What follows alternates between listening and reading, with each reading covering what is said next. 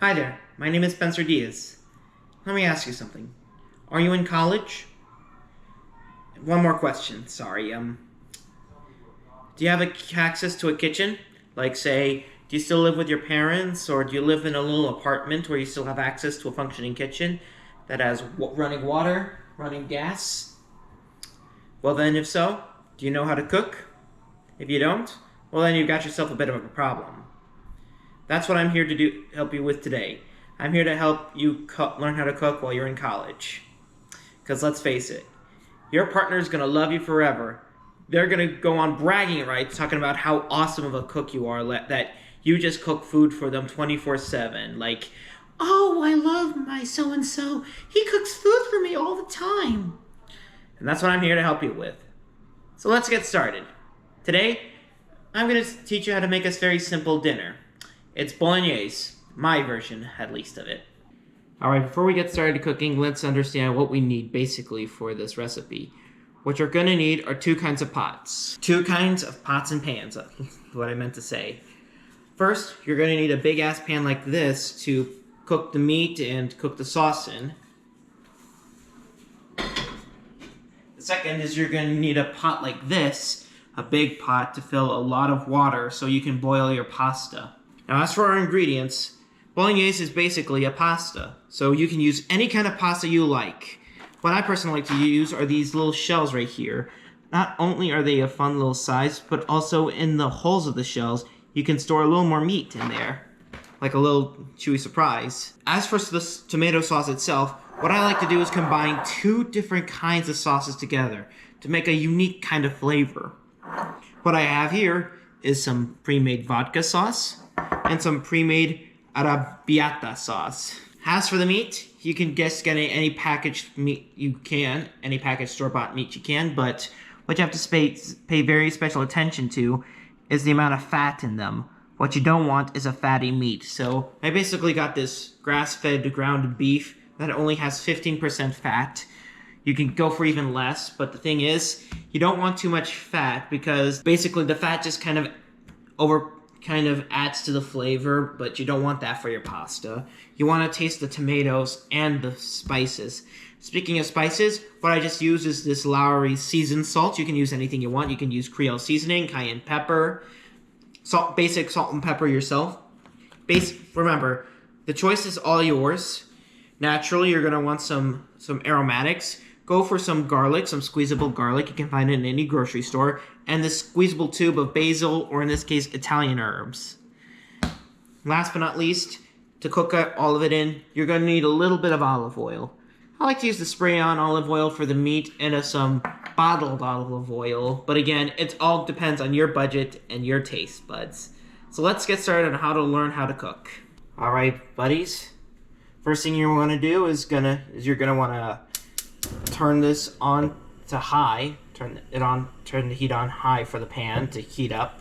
That's what I like to do in order to get everything all nice and hot. We're gonna want to wait for that to heat up all the way before we apply our olive oil. That's gonna take you about almost 30 seconds.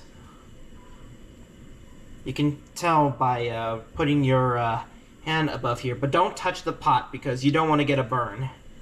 Seriously, burns hurt. Now once you feel like your pan is hot enough, just spray a little bit of this olive oil on it and just let that sit until the oil is nice and hot as well. What you're gonna want is very hot oil so you can get that nice little spurt on there. Look at that oil. Now before you do anything else, lower the temperature to slightly medium so whatever you put in the pan doesn't overcook. And get started by adding your aromatics. Basically my garlic and my Italian herbs in a squeezable tube. Let's just put that in there. I like to add them at the same time so we can measure equal parts. And as you can tell, it's sizzling. That immediately starts the cooking process. And be careful on this. This is very jumpy oil. This is a very jumpy recipe.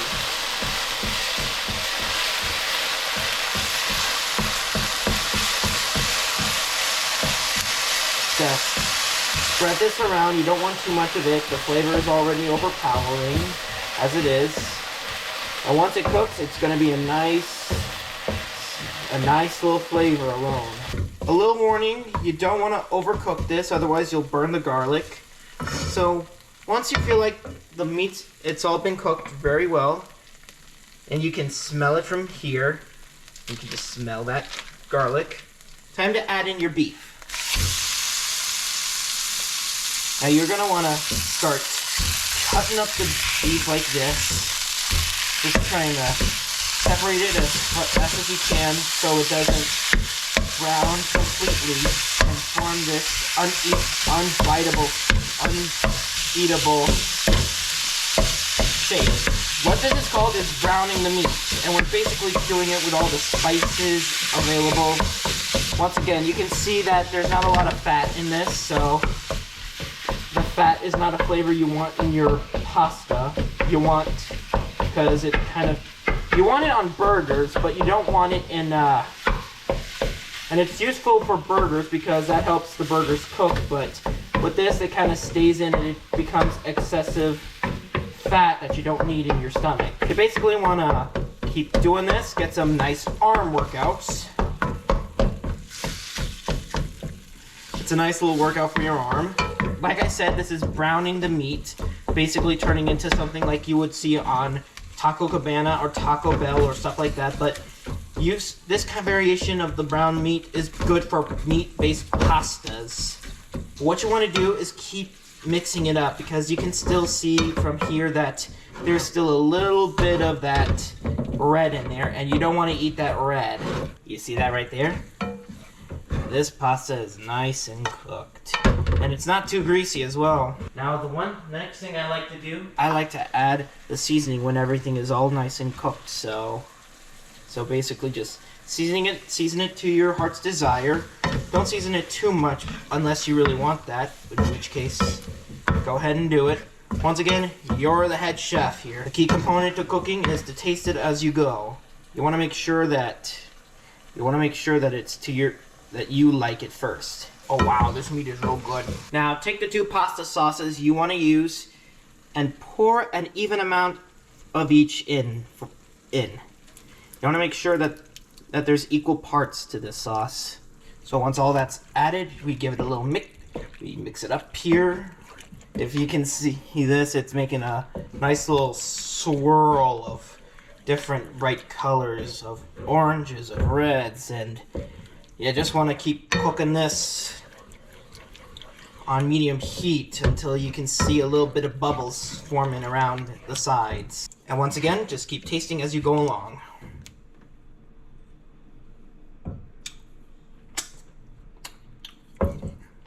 Oh my gosh, that's so good. So this should take about around 11 minutes to get started at this point. Just keep cooking it until much of the liquid is, or at least a tiny bit of the liquid, and it feels nice and saucy and goopy like this. And all the ingredients are well combined. And there's your sauce.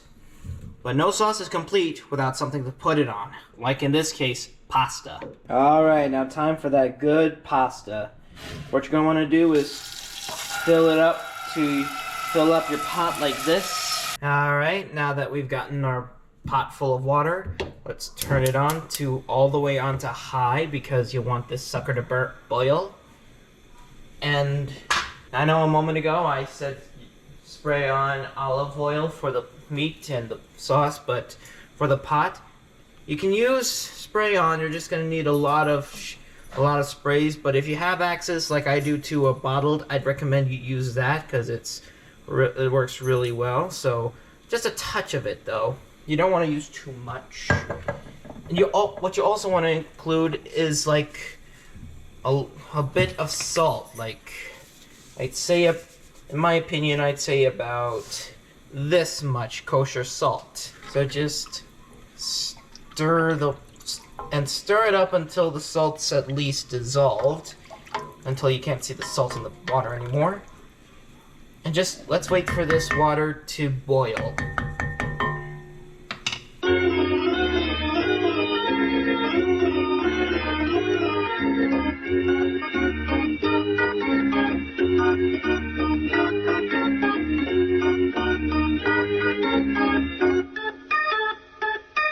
And there you have it, guys. A lovely plate of bolognese. Now, as for serving it, serve it as you like. If you want to add a little Parmesan cheese, go ahead and add a little bit of Parmesan cheese to top. If you want to add just a hint more salt, because you're a salty guy, then go ahead. The one thing you want to make sure, though, is that it's your pasta. My recipe here is just a guide. If you want to follow it exact, go ahead, but add some variation if you like. Add your own kind of ground beef. Add your two favorite kinds of pasta sauces together, and even use your own kind of noodles. Basically, go nuts. You're the head chef.